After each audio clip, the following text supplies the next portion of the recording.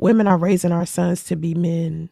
I said that. I said it earlier today. I was saying earlier in the live stream, I was saying that it's kind of a woman's fault because it's women who raise these men to be what they are.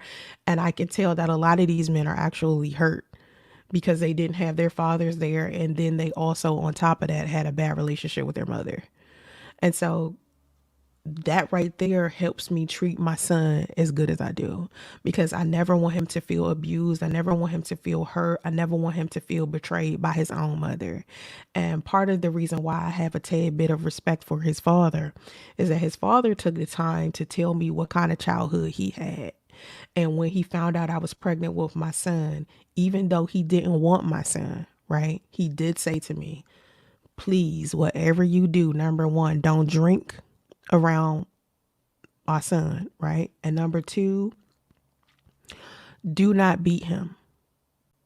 Do not beat him. And the childhood that my son's father had was just terrible. Put it like that. It was just not good. Okay. So he just didn't want for our son to have his childhood.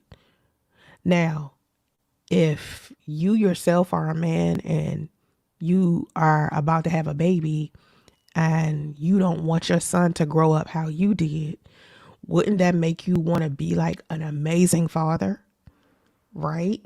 I mean, logically, like you would just be like, you know, I'm going to be a great dad.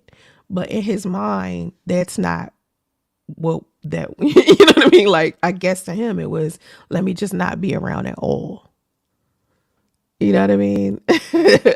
Like to me, that's kind of off. But he had like the way he grew up, he didn't have a good relationship with his biological father. And he loved his stepfather.